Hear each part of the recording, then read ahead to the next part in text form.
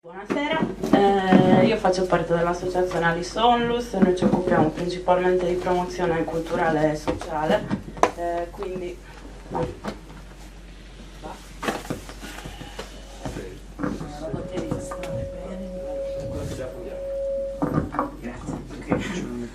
quindi abbiamo comunque tra le tante attività che facciamo abbiamo molto a che fare anche con i migranti e viviamo molto dal vivo le situazioni che questi ragazzi hanno alle spalle. Quindi entrando un po' più nel vivo vorrei chiedervi riguardo al tema dell'accoglienza, che sappiamo è un sistema che non va bene, che ha molto da migliorare, perché soprattutto è lasciato in mano a cooperative, quindi a discrezione dell'interesse o meno del gestore dei vari centri di accoglienza, che spesso sono mossi più da un interesse personale che dal vero interesse di prendersi cura di questi ragazzi. E quindi già abbiamo delle situazioni di grande malessere. In più il sistema legale il percorso legale che devono affrontare questi ragazzi è molto rallentato, quindi si aggiunge malessere al malessere che già esiste, e quindi vorremmo sapere quali sono le vostre posizioni personali e di partito e se avete delle politiche, delle proposte per cercare di cambiare di migliorare questo sistema. Non dilunghiamoci troppo. Sì, sarò breve. Non sforiamo in quel senso. Sì, sarò breve. Allora, personale e di appartenenza ad un movimento. Allora, personale, vi posso raccontare questo. Io sono stata con un gruppo di volontari in Guinea Equatoriale, quindi nel centro dell'Africa, e ho visto esattamente che cosa accade quando le politiche mirano a far sì che in loco si sviluppino le attività che permettano agli abitanti di questi territori di non andare via, e quando invece queste politiche vengono completamente disattese. Faccio un esempio concreto. Ho visto cosa accadeva rispetto all'estrazione delle risorse petrolifere che questa nazione ha, effettuate da compagnie straniere.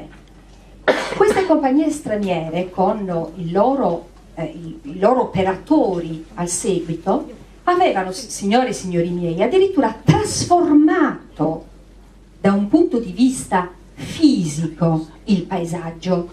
Cioè, la Guinea Equatoriale, come dice la parola stessa, è all'equatore, quindi presenta una foresta. Ok? Bene. Laddove operavano inglesi e americani per l'estrazione di queste risorse, c'erano i prati all'inglese, le staccionate e le casette belle, linde, tutte dipinte.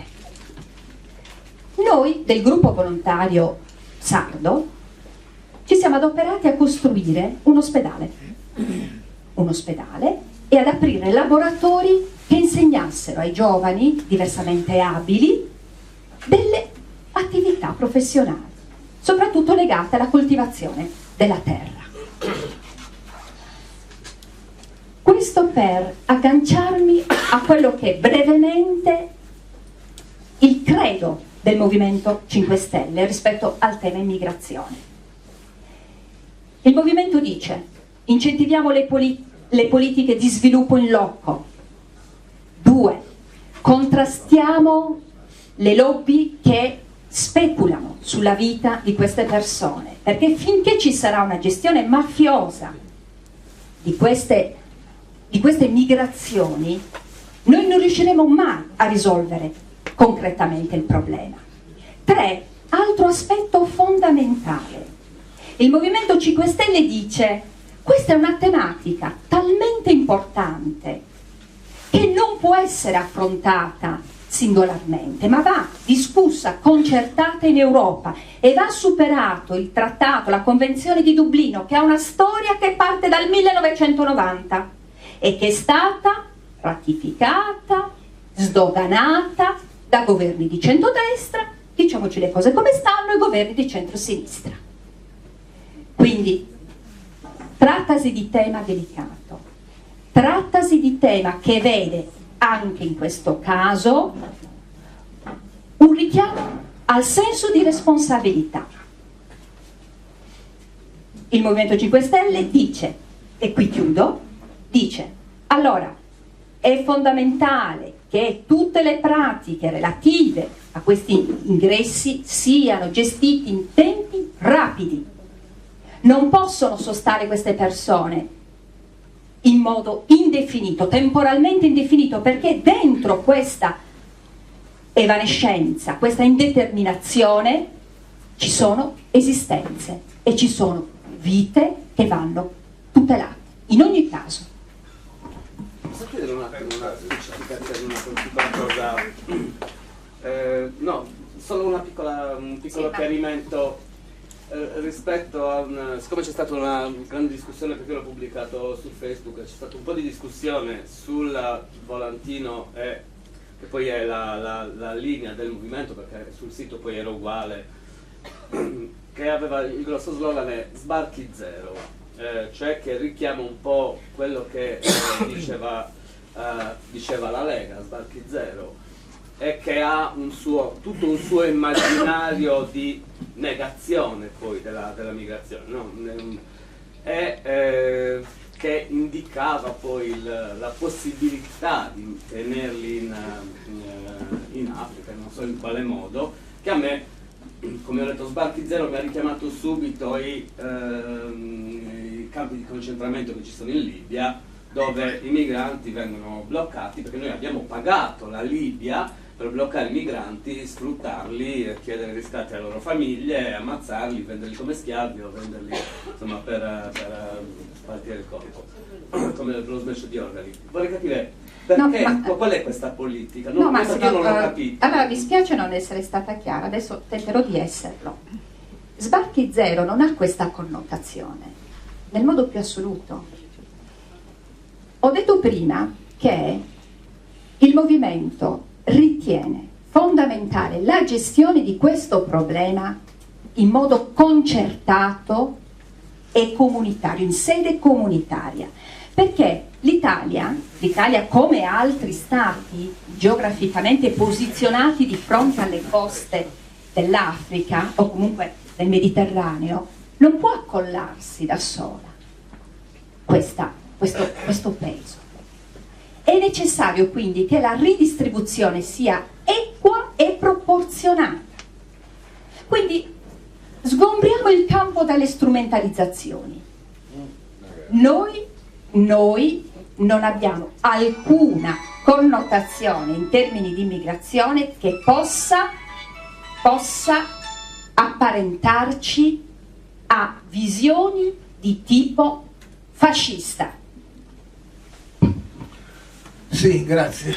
Sul Sbarchi Zero io credo che sia un'utopia, almeno per i prossimi decenni e forse qualche centinaio di anni. Il fenomeno migratorio che viene dall'Africa è un movimento che è fortissimo, che è in crescita, dove si fugge dalla miseria, ma si fugge anche dalle guerre, dalle tensioni che ci sono nei paesi di provenienza.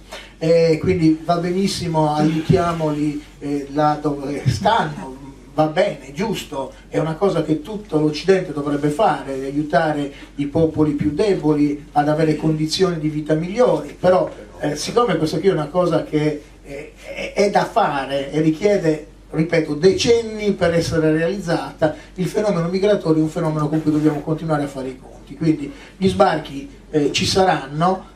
Il tema è quello dell'accoglienza. Allora è evidente che noi dobbiamo avere delle regole nel sistema di accoglienza che siano rispettose dei diritti umani innanzitutto e che evitino quelle che sono forme di speculazione vera e propria sulla pelle dei migranti. Quindi da questo punto di vista delle regole ci sono le regole di accreditamento, vanno seguite, controllate e verificate volta per volta. Quello che manca in questo momento nel nostro paese è che crea quelle situazioni di disagio che poi comportano manifestazioni, intolleranza, eccetera, eccetera. Quindi da questo punto di vista è necessario un miglior controllo delle condizioni di ospitalità dei migranti. diritti. Dall'altro, l'altro tema toccato è quello della rapidità dei percorsi legali, del riconoscimento dei diritti di profugo o meno, insomma, che è lentissimo nel nostro paese e che forse è anche eccessivamente garantista, nel senso che consente una serie di ricorsi che prolungano all'infinito questo stato di profugo non definito. Quindi anche qua però va bene accelerare, però fino a un certo punto, perché da un certo punto di vista la lungaggine è anche dovuta al garantismo che c'è nella nostra nazione in termini di riconoscimento o meno dello stato di profugo e di rifugiato politico. Quindi è un problema delicato, va bene accelerare, però mantenendo dei diritti di garanzia, di tutela dei diritti costituzionali che sono previsti nel nostro ordinamento giuridico. Quindi io credo che il tema però essenziale sia proprio quello della verifica, dell'interruzione delle forme di speculazione che sono basate sulla quota pro capite che viene data e che poi viene non spesa adeguatamente perché c'è un maggior utile da parte di chi gestisce il sistema. Allora, siccome gli standard ci sono, le misure di accreditamento sono certificate, bisogna avere un sistema di controllo che garantisce condizioni pari dappertutto e ovunque. Grazie.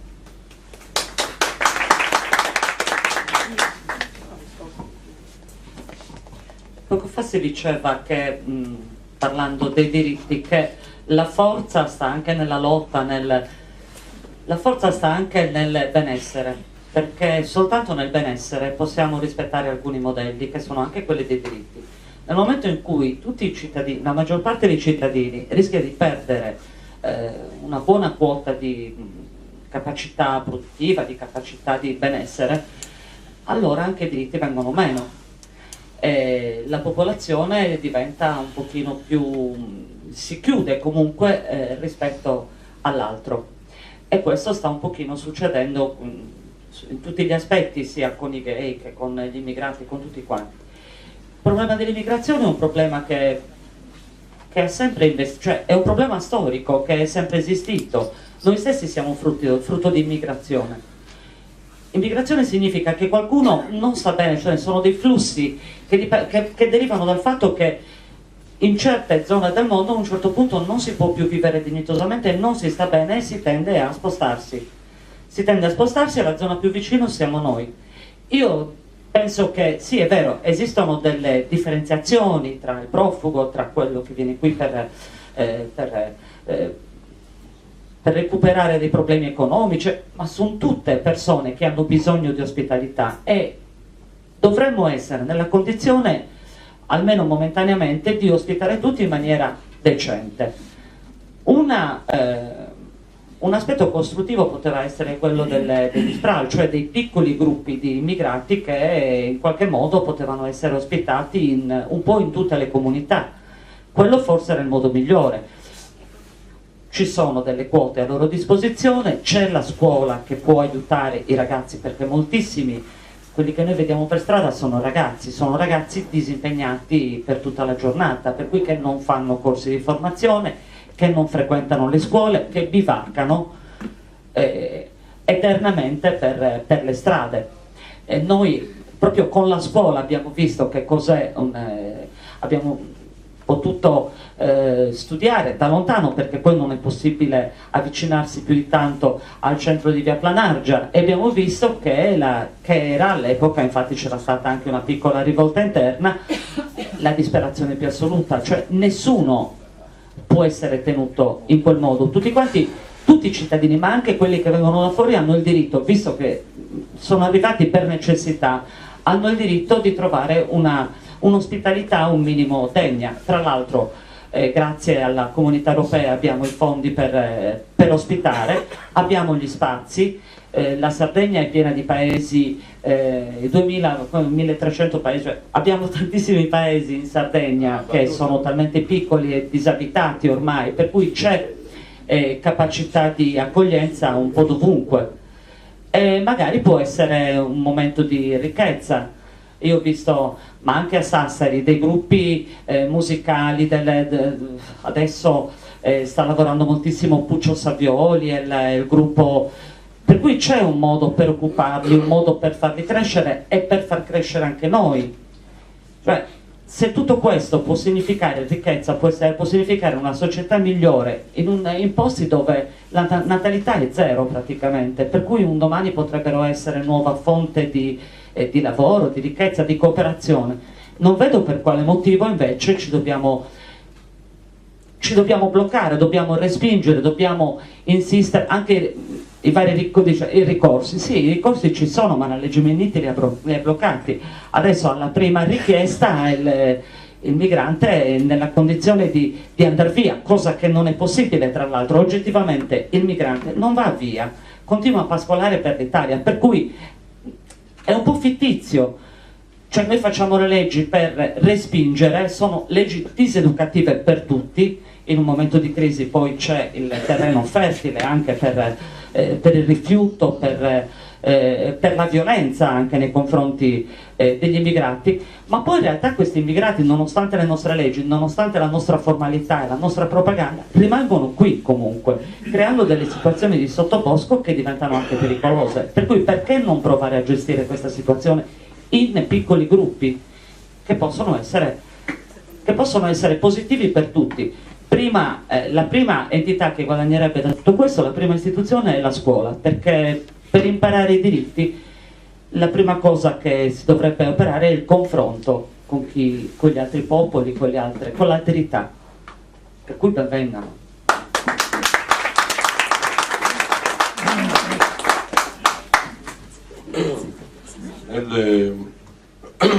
Nel 2016 mi sembra che siamo andati a Kobane. Abbiamo fatto sei stato in Guinea, nell'Equatoriale.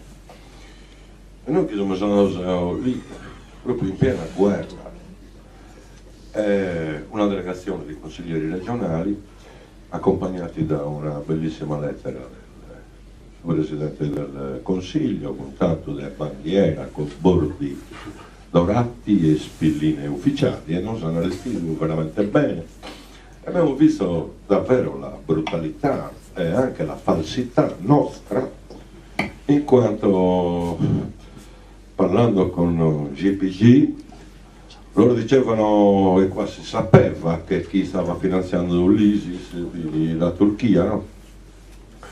Prof, tanto non sono fatto vedere 2 fotografie, 4. Uno era il figlio di Erdogan e 3 dell'ISIS. Poi un'altra fotografia, questo, numero 1, ucciso a Kobane dai curdi. Quindi, sul viso di Erdogan appoggiava ISIS, finanziava, comprava petrolio, e i nostri bravi moratti che sono in Cagliari compravano solo petrolio a mettere a prezzo dall'ISIS nei terminali della Turchia. Hanno questa ipocrisia occidentale che vuole ancora giocare sull'iperconsumo, sopra dei SUV, sopra dei nostri motorini, dei bambini e roba gai. Penso che non la dobbiamo finire.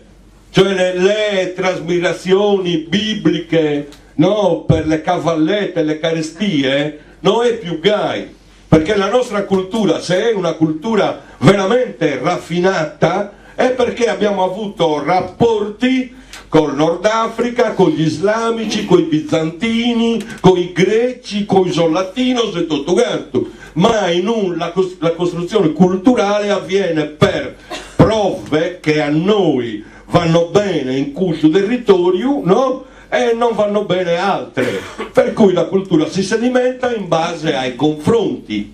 Ma questo non è più sul confronto, questo è un crimine mondiale che è figlio della cultura occidentale, e poi tutte che noi non raccontiamo su Ballas. Poi è ovvio che Salvini e compagnia cantante biogana, qua noi siamo 2.600.000 persone, mi sa che sono stabili 20.000, no? Di extracomunitarios, ma te lo fagane. Non esiti come il problema è che gli rubiamo le ricchezze, lo lo bombardiamo su, li uccidiamo con le bombe fatte a Domus Novas, no? Poi finché l'ISIS ti taglia la testa è uno scandalo, ma però poi una fotografia di un bambino ricciolino bello e biondo palestinese, la testa però fatto con una bomba, tanto sta bomba non è nuda, il coltellaccio che sgozza è malu. Insomma siamo in una situazione di ipocrisia veramente vergognosa e non andiamo mai a fondo. Poi ti vuoi balanzo, no? Il grande condottiero è il don dinero, il motore della guerra sono sempre la ricchezza e i soldi, noi chi non la dobbiamo raccontare mela. Quindi guadagniamo bombardandoli, uccidendoli, guadagniamo perché avremo manodopera a bassissimo costo e guadagniamo 38 euro al giorno, perché io conosco persone che me l'hanno dato, in 6 mesi abbiamo guadagnato 600.000 euro con 200 migranti, è un'attività proficua. Noi non ci canalizziamo su, ma siamo tutti succhiando sangue, energia e denaro da quelle morti. Questa è la verità vera. Casino è un gioco, perché i rumeni, se ne fanno i rumeni dagli figli della Sardegna, è finita, chiudono. Lei hanno 800 euro, quindi manodopera barata, prendono vitto e alloggio gratis perché la cultura in campagna è ancora abbastanza dignitosa. In Romania che mandano allo stipendio medio è 180-200 euro, lì ne mandano 400 come te chi due è passato lo stipendio, noi con le attue, ma se le ha sadremisa è come che arrivino 6.000 euro al mese, mi capisci? Quindi a noi sì, questo tipo di integrazione in campagna non si è fatta negare grazie a loro. Però in Romania non va bombardamento, sono baditesonali, c'è crisi economica, eccetera. Ma l'altro è di una brutalità unica che parlarne in questi modi è veramente offensivo e irritante, no? Quindi l'Occidente, grandissima canaglia, lo mette sempre il caso dai che hanno ricoperto l'America Latina, e noi siamo sui campioni della democrazia e portiamo democrazia in Iraq, in Siria. Adesso invece vi sono i più grandi criminali della terra e noi stiamo arrabattendo per ospitare questi poveri ragazzi, e però non abbiamo nulla alle vere canaglie criminali che si annidano nel panottico, nella vera mondializzazione che sposta armi, petrolio, dollari, mondezza. Cos'è la vera rivoluzione tecnologica? I veri mondializzati sono ISO, no, noi siamo dei 4 coglioni che siamo lì a insultarci su Facebook, ma la mondializzazione vera è chi decide le sorti. Certo, certamente.